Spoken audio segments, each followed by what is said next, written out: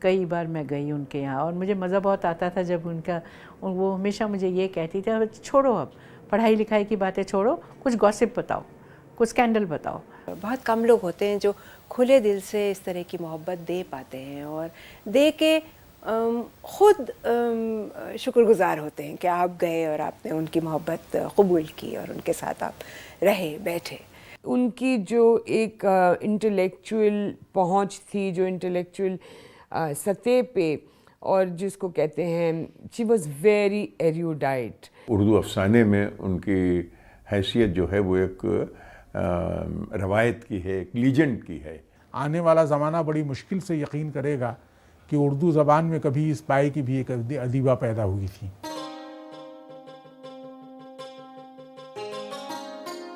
I cannot be called a popular writer. I am a serious kind of writer. قرۃ العین حیدر کا شمار نابغہ روزگار شخصیتوں میں ہوتا ہے. ان کا تعلق اتر پردیش کے ایک معزز اور اعلیٰ تعلیم یافتہ گھرانے سے تھا.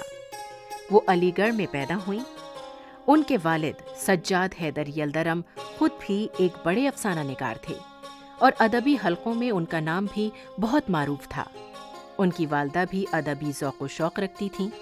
انہوں نے عینی کی پرورش و پرداخت میں کوئی کمی نہیں ہونے دی. قرۃ العین حیدر حصول تعلیم کے لیے پہلے بنارس پہنچیں، جہاں سے انہوں نے میٹرک کا امتحان پاس کیا. پھر IIT کالج لکھنؤ سے انٹر کے امتحان میں کامیابی حاصل کی. اس کے بعد وہ دہلی آ گئیں اور اندر پرست کالج میں BA میں داخلہ لیا. یہاں سے انہوں نے لکھنؤ یونیورسٹی کا رخ کیا، جہاں MA کی سند حاصل کی. اس دوران ان کے افسانے آل انڈیا ریڈیو لکھنؤ سے نشر ہوتے رہے. کوئی رائٹر اپنے بچپن کو نہیں بھولتا ہے، وہ اس سے آگے نکل جاتا ہے لیکن وہ واپس آتا جاتا ہے اس کی طرف. کہیں نہ کہیں سے کوئی چیز ڈھونڈ کے نکال لیتا ہے، اس میں سے اس کو شامل کر لیتا ہے اپنے حال میں. تو وہ ایسا ہے کہ اس کو ہم پیچھے بھول نہیں سکتے. تو وہ میں نے بھی یہی کیا اور میرے ساتھ یہ ہوا کہ میں نے زیادہ اس میں ڈویلٹ مور آن دیٹ. تو میں نے میرا ایک پورا لٹریچر ہے بچپن کے بارے میں. ہمارا پورا خاندان جو تھا وہ لکھنے پڑھنے والوں کا خاندان تھا. یعنی ہمارے والدین تو تھے ہی مشہور رائٹر تھے. ہمارے خاندان میں خاص بات یہ تھی جس کا ذکر مولانا علی میاں نے کیا ہے. مولانا علی میاں ندوی، انہوں نے کہیں لکھا ہے کہ ہمارے اس خاندان کے بارے میں کہ اس کی قابل ذکر بات یہ ہے کہ اس کی عورتیں بھی اعلیٰ تعلیم یافتہ تھیں. یعنی اس زمانے میں ہماری والدہ نے ستار سیکھا بجانا آج سے کوئی 70 سال پہلے، جبکہ خواتین خاص طور سے مسلم گھرانوں میں، بنگالیوں میں تو عام چیز تھی میوزک سیکھنا، لیکن مسلمان گھرانوں میں نہیں تھا. میوزک خاندان بیٹھ کے خواتین جو ہیں وہ گا رہی ہیں، یہ بہت معیوب بات سمجھی جاتی تھی. لیکن میری والدہ اس معاملے میں بہت ہی انقلابی تھی، ریولوشنری، کیونکہ میرے والد بہت ریولوشنری تھے. تو پردے وردے کا معنی ہے کوئی جیسے بنگال میں ٹیگور خاندان تھا، اس طریقے سے مہاراشٹرا میں ان کا کاروے کا خاندان تھا. اس طرح ہم لوگوں کا خاندان اسی طرح کے خاندانوں میں سے تھا جنہوں نے کہ نارتھ انڈیا میں کافی پیش قدمی کی. مگر اس کے ساتھ ایک بات اور تھی کہ حد سے زیادہ آزادی نہیں، ایک وایا میڈیا، یعنی بہت زیادہ آزادی بھی نہیں اور بہت زیادہ بیکورڈ بھی نہیں. ایک بیچ کا راستہ اختیار کیجئے اور اس میں آپ ترقی کیجئے. یہ ہمارے یہاں کا اصول تھا. میں نے اپنے پڑھائی لکھنے کو اپنے اوپر لادا نہیں ہے اور نہ مجھے میں بڑا اپنے آپ کو سمجھتی ہوں کہ میں کوئی بڑی توپ رائٹر ہر وقت رم جنگ بیٹھی ہوئی ہوں. مجھے اس کا کوئی احساس نہیں. ہم ادیب لوگ یوں کرتے ہیں، ہم ادیب، یہ میں نے آئی تھنک اٹس ویری سلی. میں اس کو کوئی اہمیت نہیں دیتی ہوں. جب مجھے لکھنا ہوتا میں لکھ لیتی ہوں، جب نہیں لکھنا ہوتا نہیں لکھتی. کوئی گھر آ جائے تو ٹھیک ہے، اس سے باتیں کر لیں گے بیٹھ کے، اس کے بعد پھر لکھ لیں گے. نہیں نہیں نہیں مت آنا میرے پاس، میں اس وقت موڈ میں ہوں، میں لکھ رہی ہوں. یہ سب فراڈ، بیوقوفی کی باتیں، فونی. قرۃ العین حیدر میں ہماری عینی خالہ، ان سے بہت قریبی رشتہ تھا اور میں سمجھتی ہوں کہ میرے لکھنے کو کم سے کم انہوں نے بہت متاثر کیا. اس کی وجہ یہ تھی کہ وہ میرے خیال سے واحد ایک ایسی مسلمان لیکھکا ہیں جنہوں نے اپنا تصور ایک ہندوستانی کے ناطے کیا. یہی چیز ان کی نظر آتی ہے آگ کے دریا میں، جو کہ بہت ہی خوبصورت، بہت ہی مکمل کتاب ہے، اور جو پورا ایک خاکہ، ایک اسکیچ کھینچتی ہے ہندوستانی تہذیب کا. اس تہذیب سے وابستگی جو عینی خالہ کی ہے، وہ میرے خیال سے ان کی سب سے بڑی دین ہے اردو ادب کو، ہندوستانی ادب کو. یہ جو ان کا رویہ تھا یہ نظر آتا ہے ان کی دوسری کہانیوں میں بھی، اور خاص کر کے نظر آتا ہے جو آخری شب کے ہمسفر ان کی کتاب ہے، جس میں وہ ایک ایک اپنے رشتے کو آنکھتی ہیں، ایک ایک رشتے کو پرکھتی ہیں، ایک ایک رشتے کو الگ الگ اینگل سے، الگ الگ نظریے سے دیکھتی ہیں، اور دیکھنے کے بعد اس کا ایک کہنا چاہیے نچوڑ نکالتی ہیں، جو کہ کسی جگہ پڑھنے والے کو متاثر بھی کرتا ہے، کسی جگہ ہنساتا بھی ہے، کسی جگہ غصہ بھی دلاتا ہے، کبھی ان کے اوپر، کبھی اس کردار کے اوپر جس پر بات ہو رہی ہے، اور کبھی کبھی ایسا بھی لگتا ہے کہ شاید عینی خالہ کچھ چیزیں اپنے دل سے جوڑ کر کے ان کرداروں کے بارے میں لکھ رہی ہیں.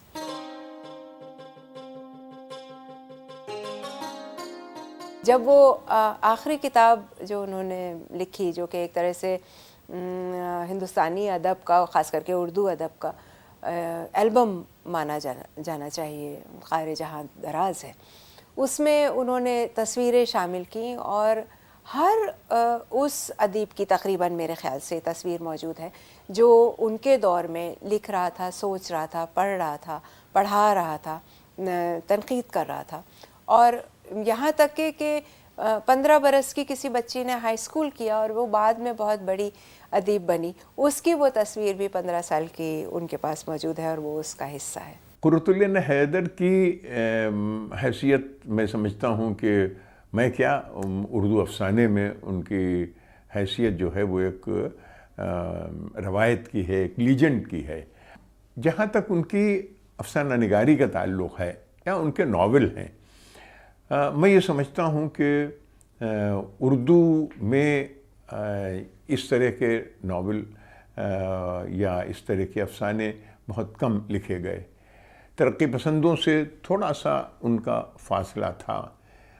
میں بنیادی طور پر انہیں ترقی پسند مانتا ہوں، اندر سے بیسیکلی وہ ترقی پسند تھی، لیکن ترقی پسند تحریک سے جو لوگ وابستہ تھے یا انجمن سے جو لوگ وابستہ تھے، اور انجمن جس طرح کے کام کر رہی تھی، جس طرح کے فیصلے کر رہی تھی اس وقت، اور جس طرح کے مینڈیٹ لکھنے والوں کو دے رہی تھی، وہ ظاہر ہے کہ غلط تھے، اور اس سے ان کو اختلاف تھا، اور وہ اختلاف رہا، اور اس کا اظہار جگہ جگہ پر ان کے جملوں میں، طنزیہ ان کے ناولوں میں، ان کے پیش لفظ میں آپ کو وہ صورتیں ملیں گی، وہ اس کے لکھتی رہیں.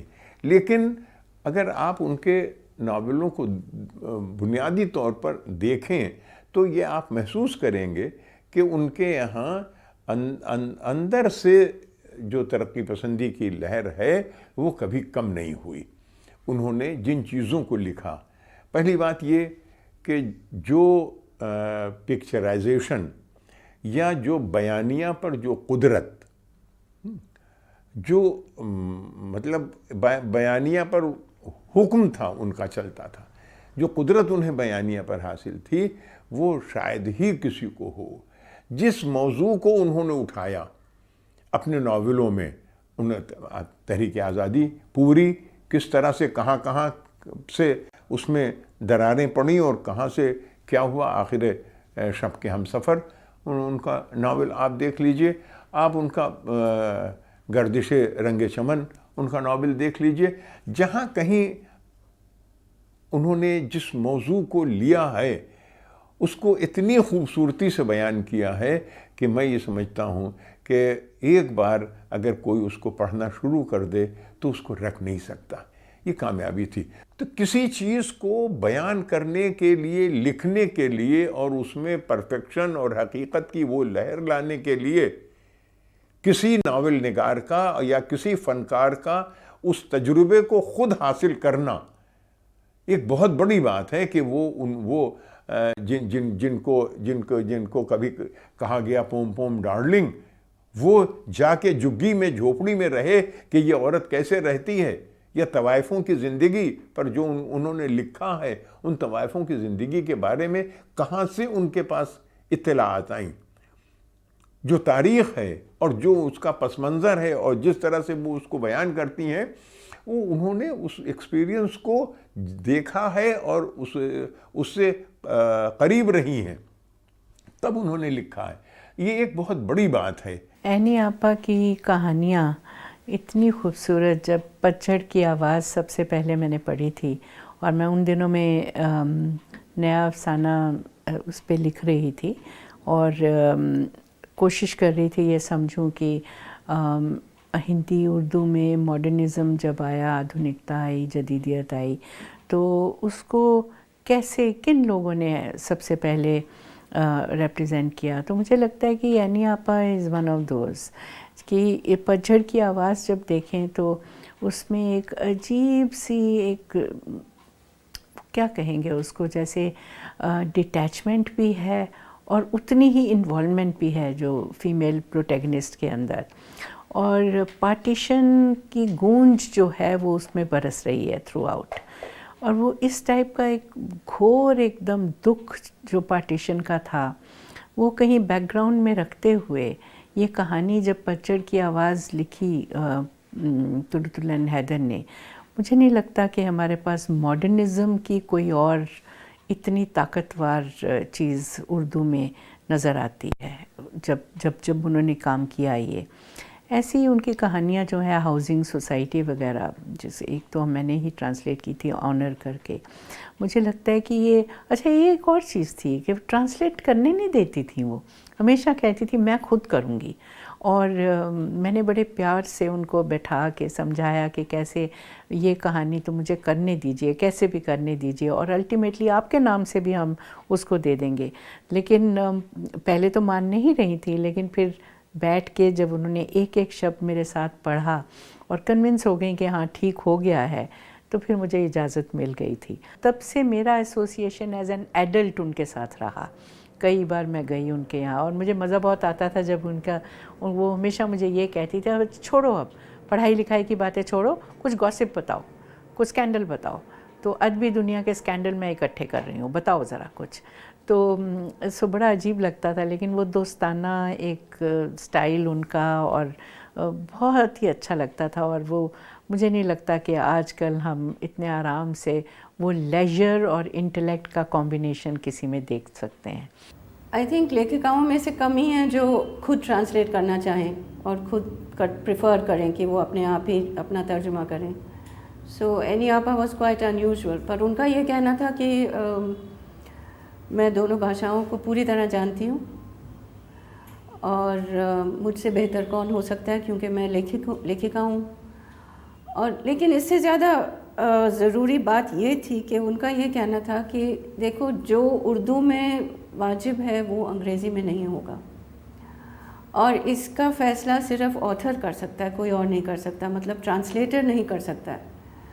سو میں اگر چاہوں میں اس کو انگریزی میں تھوڑا سا بدل بھی سکتی ہوں، لیکن ٹرانسلیٹر کو اس طرح کی اجازت نہیں ہے.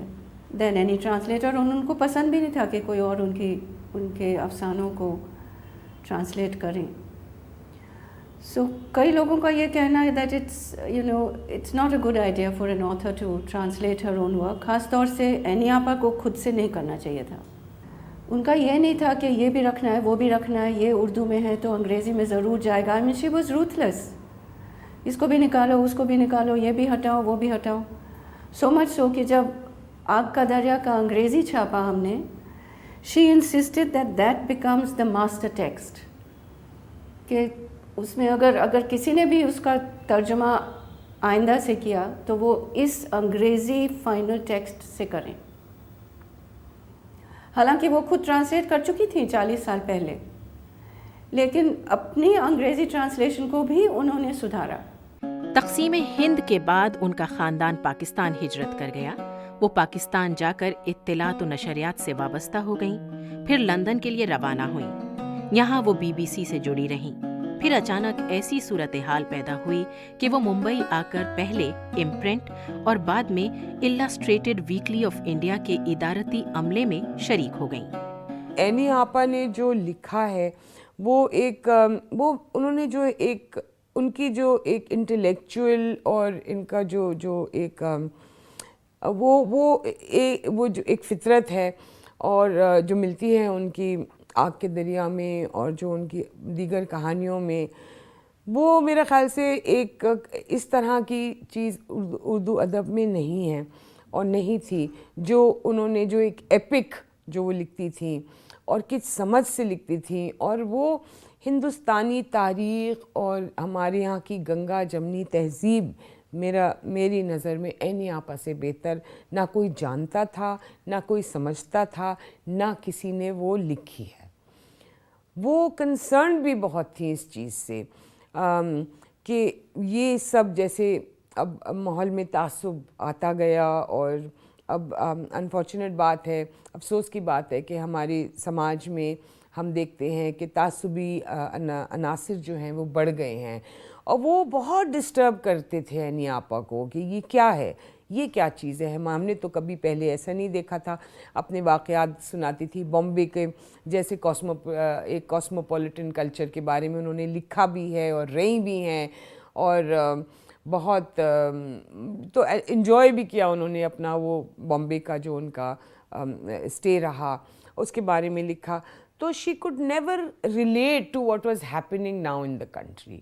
ان کی وہ بہت زیادہ ڈسٹرب ہونے لگی تھیں کہ یہ ماحول کیوں تنگ نظری کی طرف کیوں جا رہا ہے، تعصب کیوں بڑھ رہا ہے، کیا لوگ بھول گئے ہیں کہ ہماری تاریخ کیا ہے، ہماری تہذیب کیا ہے۔ یہ چیزیں ان کو بہت کنسرن کرتی تھیں۔ دوسری چیز یہ میں نے دیکھا کہ سالوں میں جتنی میں اینی آپا کو جانتی تھی، وہ بھی ایک ہمبل شخصیت تھی، عاجزی بہت تھی ان میں ایک، اور وہ اپنے کام کے بارے میں ڈسکس کرنا بالکل نہیں پسند کرتی تھی، اور یہ چیز جو تھی وہ لوگوں کو سمجھ میں نہیں آتی تھی، کیونکہ وہ اکثر وہ ان سے کہتے تھے اچھا وہ آپ کا کردار، وہ یہ اینی آپا وہ آپ کا اس تحریر میں وہ ہیروئن جو تھی، اور وہ اس کے بارے میں، مگر وہ ایک دم سے بات پلٹتی تھی معلوم نہیں کیوں، لیکن وہ زیادہ پسند نہیں کرتی تھیں اپنی ناولز کو ڈسکس کرنا، جیسے آج کل ایک ٹرینڈ ہے۔ جو ہندوستان جتنا زبردست ملک ہے، بہترین، اس کے لحاظ سے اس کا جو امیج ہے وہ اتنا خراب کیوں ہے؟ اتنی لڑائی جھگڑے کیوں ہوتے ہیں؟ اتنے مطلب کسی ملک میں آپ دیکھ لیجئے ڈس یونٹی کا یہ انداز نہیں ہے، ہمارے یہاں کیوں ہے؟ اس لیے کہ multi lingual multi cultural society ہے، وہ بھی ہو سکتی ہے، بہت جگہ پہ ہے۔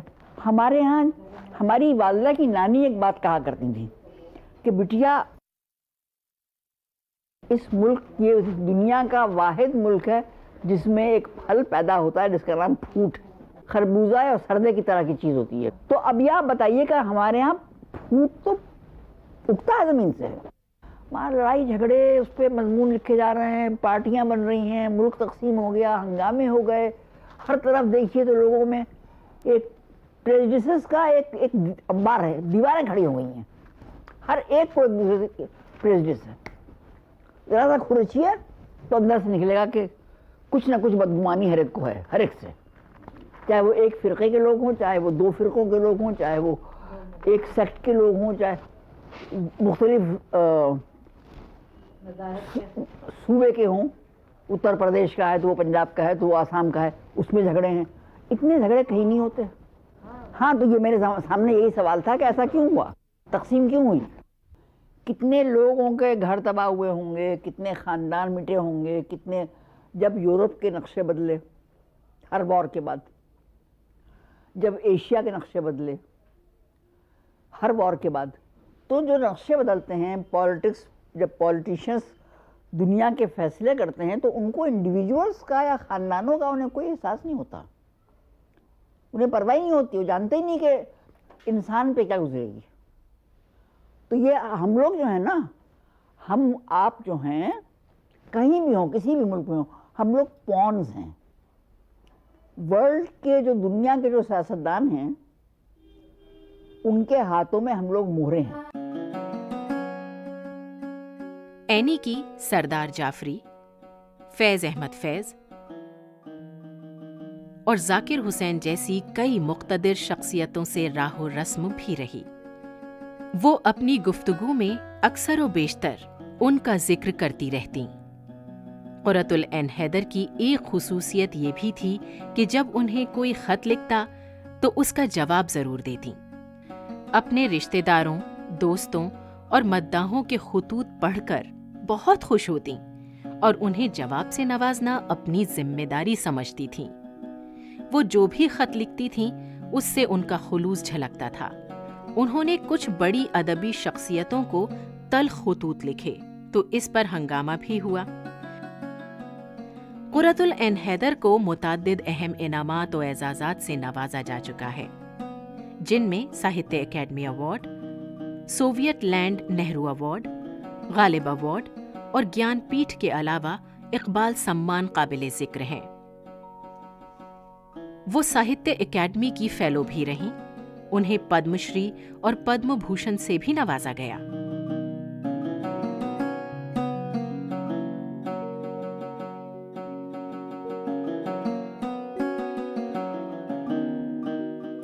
आने वाला ज़माना बड़ी मुश्किल से यकीन करेगा कि उर्दू ज़बान में कभी इस पाए की भी एक अदीबा पैदा हुई थी।